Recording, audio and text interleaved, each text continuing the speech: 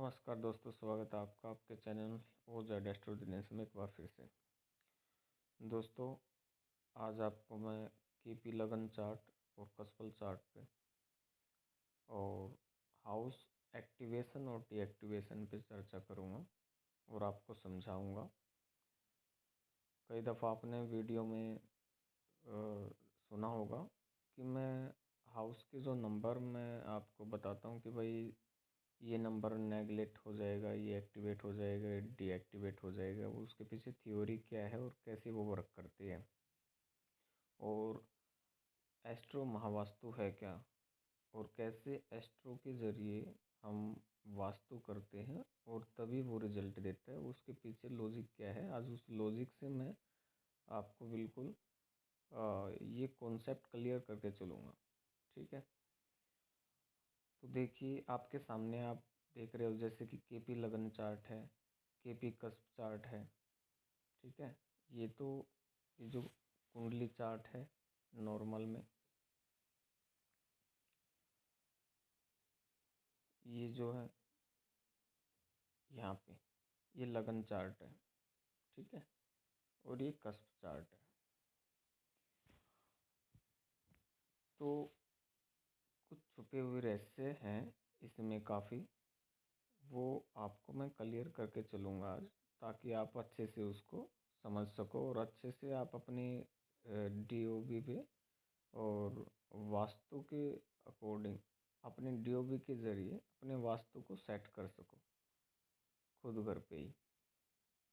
तो इसके लिए मैं आपको बताना चाहूँगा जैसे कि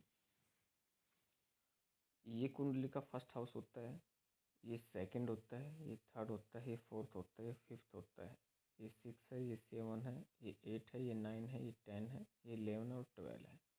ठीक है, इतना तो आपको समझ में आ गया होगा, पहले भी इस पर वीडियो बनाई है। और अभी जैसे कि ये जो नीचे आपको दिखाई दे रहा है, ये जो सिस्टम है, ये क्या है। देखिए, कोई भी प्लेनेट होता है, जैसे प्लेनेट आप देख रहे हो, अगर किसी प्लेनेट की महादशा आती है, नॉर्मल वैदिक ज्योतिष में क्या होता है, कोई भी पंडित विद्वान कोई एस्ट्रोलॉजर आपको क्या बताएगा, आपकी ये स्क्रिप्ट यहाँ से देखेगा कि कौन से ग्रह की दशा महादशा चली हुई है, और वहाँ तक वो पहुँच नहीं पाते, मतलब कि उतना डीप प्रेडिक्शन दे नहीं पाते। कहीं ना कहीं वो अधूरा रह जाता है, और काफ़ी कुछ मतलब कि लगा लो आपकी 100% में से 20-25% वो प्रेडिक्ट कर पाते हैं। उसमें से फिर ऐसा होता है, उसको कई दफ़ा ऐसे समझ लेते हैं कि ये तुक्केबाजी है और इसके पीछे मतलब कि कोई आधार नहीं है इसका, तो वहाँ से विश्वास उड़ जाता है लोगों का। लेकिन ये कॉन्सेप्ट आपको आज मैं क्लियर करके चलूँगा, असल में रीज़न क्या है और लॉजिक क्या है इसके पीछे, कि हम क्यों किसी को 100% प्रेडिक्शन देने में नाकामयाब होते हैं वैदिक ज्योतिष के अनुसार। देखिए, उनकी एक अपनी अलग थ्योरी है, लेकिन जो ये मेरी थ्योरी है, इसके अनुसार अगर मैं आपको बताऊं, तो आप किसी को भी पिन पॉइंट पे आपको प्रेडिक्ट करना है और उसका सॉल्यूशन करना है, तो इससे बड़ा प्लेटफार्म कोई नहीं है। ठीक है जी, मेरी तरफ से तो है नहीं, बाकी सब अपने अपने वे में माहिर हैं। चलो मैं समझा दूं आपको, जैसे प्लेनेट है, मैं वर्क कैसे करता हूँ। देखिए, ये जो प्लेनेट है, तो हम देखते हैं जैसे महादशा चली है,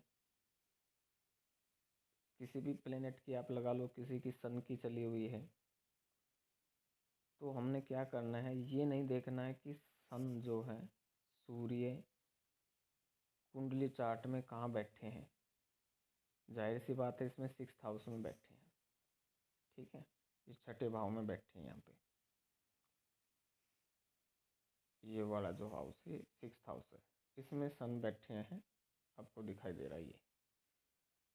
तो नॉर्मल में तो ऐसे बताएंगे कि 6th हाउस की जो महादशा चलेगी वो इसके लिए अच्छी न रहेगी, और ऐसे व्यक्ति को बीमारियां और तकलीफ और शत्रु का बढ़ जाना, ऐसे कुछ बताएंगे वैदिक ज्योतिष में।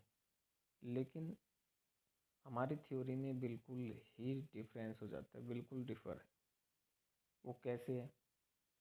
क्योंकि जो प्लेनेट होता है हमारी थ्योरी से, केपी एस्ट्रोलॉजी की थ्योरी से, जो प्लेनेट है वो प्लेनेट अपने रिजल्ट कभी खुद नहीं देता है, ठीक है।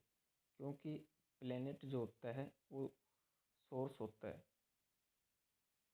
प्लेनेट सोर्स है। और इसको आप ये ऐसे भी समझ सकते हो, ये वृक्ष है, ये वृक्ष है और ये जो स्टार लॉर्ड है ये उसका फल है, ठीक है। उस वृक्ष पे फल कैसा लगा, ठीक है। उसके बाद उस फल का जो स्वाद है वो खट्टा है, मीठा है, कड़वा है, कैसा है, वो हमें ये बताएगा, ये डिसाइड करेगा सब लॉर्ड, ठीक है। यानी कि नक्षत्र लॉर्ड और सब लॉर्ड, ये आपकी स्क्रिप्ट बन जाती है यहाँ पे।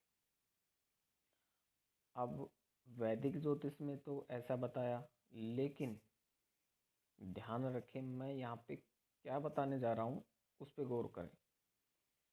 यहाँ पे सन बैठे 6th हाउस में, लेकिन यहाँ केपी चार्ट में हम इसको चेक करेंगे, कस्पल चार्ट में चेक करेंगे कि सन यहाँ पे कहाँ चले गए, यहाँ आ गए 5th हाउस में। ये इसका बिल्कुल एक्यूरेसी है कि रिजल्ट कहाँ के देगा।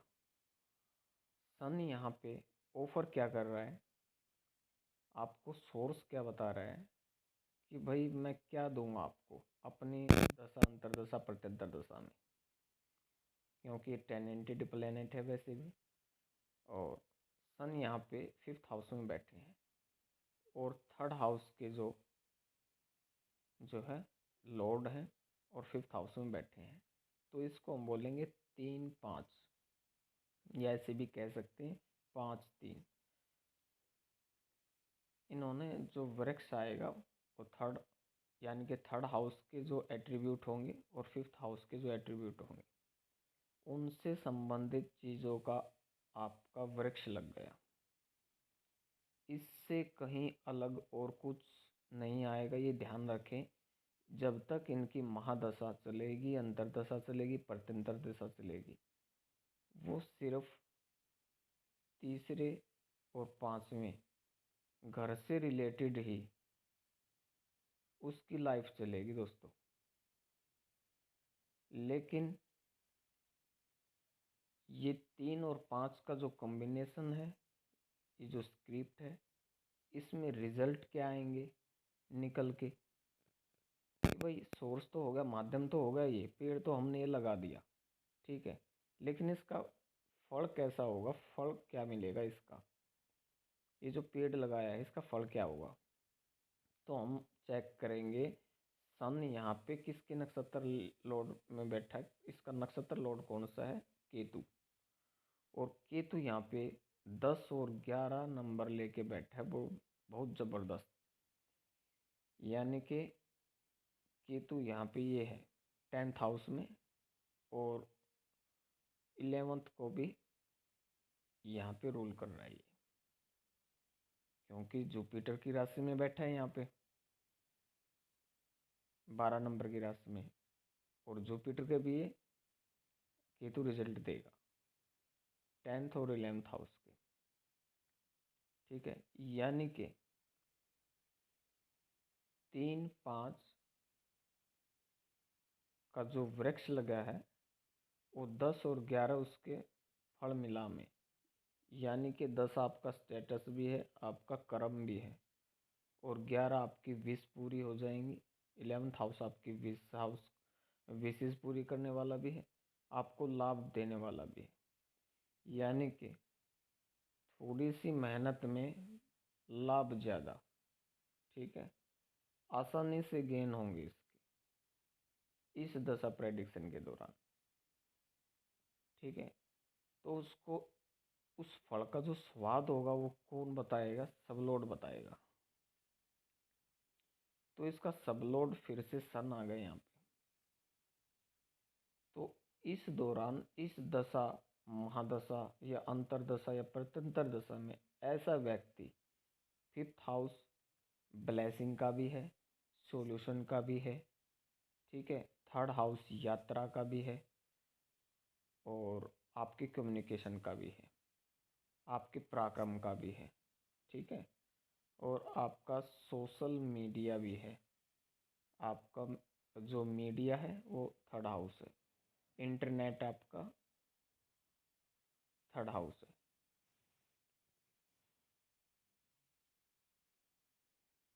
और 5th हाउस आपका मनोरंजन भी है। 3rd हाउस आपकी यात्राओं का है, छोटी मोटी यात्राओं का। और जो 5th हाउस है मनोरंजन का। तो ऐसा व्यक्ति खूब मौज मस्ती करेगा, खूब मौज मस्ती करेगा, यात्राएं भी करेगा और अपने कार्य क्षेत्र पे बहुत बेस्ट करेगा और उनकी सभी विश पूरी भी होंगी, खूब सारा लाभ भी होगा, फिर उसको एंजॉय करेगा। इस स्क्रिप्ट से हम बोल सकते हैं जब जब ऐसे व्यक्ति को सन की महादशा, अंतरदशा या प्रत्यंतर दशा मिलेगी तो ऐसा व्यक्ति अपने कार्य क्षेत्र में रहते हुए लाभ भी प्राप्त करेगा और उसको एंजॉय भी करेगा, घूमने फिरने के लिए भी जाएगा, एंटरटेनमेंट भी करेगा, सॉल्यूशन भी किसी को देगा, ठीक है। ये सभी चीज़ें, क्योंकि देखिए वृक्ष उन्होंने बता दिया कि भाई इस दौरान आएगा क्या, सोर्स कहाँ से कनेक्ट हुआ, 3rd और 5th हाउस से, ठीक है। रिजल्ट कौन दे रहा है, यानी कि इसके पीछे रिजल्ट कौन दे रहा है, कौन सा प्लेनेट, केतु, जो 10th और 11th नंबर लेके बैठा हुआ है। अगर यहाँ पे कोई और नंबर होता, सपोज करिए आप 8 नंबर अगर यहाँ पे होता, 8 और 10th अगर यहाँ पे आ जाता, तो हम ये भी कह सकते थे कि ऐसा व्यक्ति किसी गलत संगत में कार्य क्षेत्र से उसको तकलीफ आएंगी, कार्य क्षेत्र में कोई तकलीफ आएगी।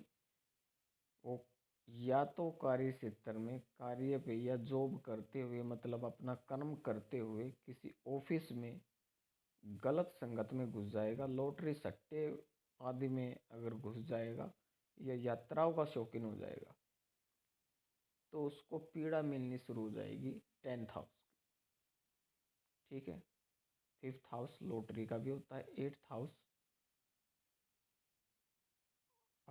बोल सकते हैं आपको पेन देने वाला होता है, तकलीफ़ें देने वाला होता है, ठीक है। 8th हाउस मिलता है कहीं ना कहीं, ये भी ऑक्युल्ट का है, लॉटरी का है 8th हाउस भी। ऐसा व्यक्ति जो भी उसका कार्य क्षेत्र में रहते हुए ऐसा व्यक्ति लॉटरी सट्टे में भी घुस सकता है या किसी अय्याशी में ऐसा व्यक्ति लिप्त हो जाता है और घूमने फिरने का शौकीन हो जाता है। अय्याशी में ये सभी चीज़ें आ जाती हैं तो क्या होगा, 10th हाउस की प्रॉब्लम क्रिएट होने स्टार्ट हो जाएंगे, उस बंदे को कार्य नहीं कर पाएगा। ऐसे वर्क करती हैं चीज़ें, ऐसे स्क्रिप्ट बनानी पड़ती हैं इसमें, ठीक है। काफ़ी कुछ गहराइयाँ होती हैं, ये नहीं होता कि मतलब कि उठा के एकदम ऐसे कर देने से कुछ मतलब कि कोई जादू हो जाएगा, नहीं ऐसा कुछ नहीं है, ठीक है। लेकिन एक कर्मा अलाइनमेंट थ्योरी है, हम उसको कैसे नेगलेक्ट करते हैं, किस प्रकार से करते हैं, ये आगे आगे जैसे आप मेरी वीडियो देखेंगे तो आपको सब समझ में आता रहेगा स्टेप बाय स्टेप। और अगर इसी महादशा के दौरान हम ये चेक करें कि भाई इसके साथ साथ इस महादशा के दौरान और हमें क्या इससे अलग मिल सकता है, तो यहाँ पे ये जो नंबर कुछ भी हो, ये नंबर कुछ भी हो, ये नंबर भी कुछ भी हो, हम क्या चेक करेंगे इसमें, वो देखिए। अभी यहाँ पे हम चेक करेंगे सबसे पहले, जैसे कि सन हमारा टैलेंटेड प्लेनेट है, यानी कि ये किसी न किसी ग्रह का, किसी न किसी प्लेनेट का नक्षत्र लॉर्ड है, तो ये टैलेंटेड है सन। तो इसकी महादशा के दौरान या अंतरदशा के दौरान या प्रत्यंतर दशा के दौरान इनसे अलग और क्या प्राप्त हो सकता है, ये हम जानेंगे। हम चेक करेंगे यहाँ कस्प चार्ट में जो 12th हाउस के सबलोड चेक करेंगे कि यहाँ पे सन, सूर्य किस हाउस को रूल करके बैठा है, किस हाउस को रूल कर रहा है। यहाँ पे ये सबलोड है, जैसे ये सबलोड की लाइन है। यहाँ पे चेक करेंगे सन कहाँ पे बैठा हुआ है। जाहिर सी बात है यहाँ पे सन किसी भी हाउस का सबलोड नहीं है। इस स्क्रिप्ट में सन यहाँ पे किसी हाउस का सबलोड नहीं है। लेकिन हम क्या करेंगे, हम देखेंगे कि सन का नक्षत्र लोड कौन है यहाँ पे, वो है केतु। ठीक है, अब चलिए, अब हम चेक करेंगे कि केतु किस हाउस को रूल कर रहा है, यहाँ पे किस हाउस का सबलोड बन के बैठा है। यहाँ पे केतु 3rd हाउस का सबलोड है, ये देखिए यहाँ पे ये केतु 3rd हाउस का सबलोड है। यानी कि इस दौरान ये व्यक्ति यात्राएं तो करेगा ही करेगा, डेफिनेटली 101% यात्राएं करेगा। या 3rd हाउस से रिलेटेड जितने भी वो एट्रीब्यूट हैं वो इनकी लाइफ में आएंगे ही आएंगे। ठीक है, कॉन्सेप्ट क्लियर हुआ यहाँ तक? चलिए अभी फिर हम देख लेते हैं, जैसे ये हुई महादशा की बात। अगर मान लिया सन के मध्य, सूर्य के मध्य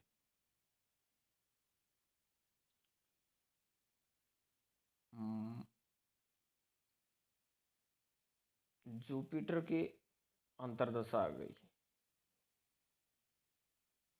ये जैसे जुपिटर है यहाँ पे, तो जुपिटर प्रोवाइड क्या कर रहा है यहाँ पे, 6, 10, 11 जैसे नंबर रिप्रेजेंट कर रहे हैं यहाँ पे। 6th हाउस आपका मनी का भी है, पैसे का भी है, पैसे की रिकवरी भी है। 11th हाउस आपका लाभ का है और आपकी विश पूरी करने वाला है। और 10th हाउस आपके कर्म का है। तो ऐसा व्यक्ति अपने कार्य क्षेत्र के जरिए पैसे भी कमाएगा और उसकी विश भी सभी पूरी होंगी। ठीक है, तो हम चेक करेंगे इसके अलावा ये सबसे ज़्यादा किस चीज़ को दर्शाता है। यहाँ पे सबसे ज़्यादा इस अंतरदशा के दौरान सूर्य के मध्य जुपिटर की जो अंतरदशा है उसमें सबसे ज़्यादा हमें क्या मिलेगा और किस हाउस को सबसे ज़्यादा फुल कर रहा है। यहाँ पे हम इसके लिए चेक करेंगे। अब जुपिटर यहाँ पे किस हाउस को रूल कर रहा है, यानी कि कौन से हाउस का सबलोड बन के बैठा हुआ है। तो यहाँ से हम चेक करेंगे तो 11th हाउस जो आपकी विश फुलफिलमेंट को दर्शाता है, और आपकी सोशल नेटवर्किंग भी, सोशलाइजेशन भी बना देते हैं इंसान को। आपकी विश बड़ी आसानी से पूरी होंगी ही होंगी। इस दौरान आपको लाभ भी मिलेगा।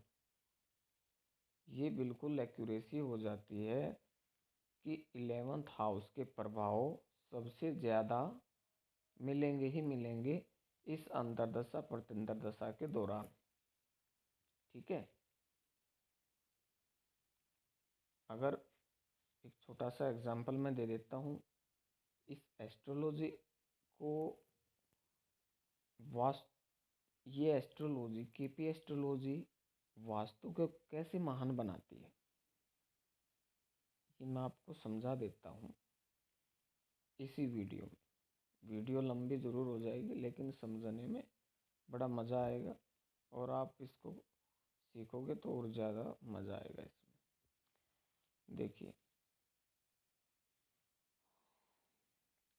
अब वैसे तो एक्टिवेशन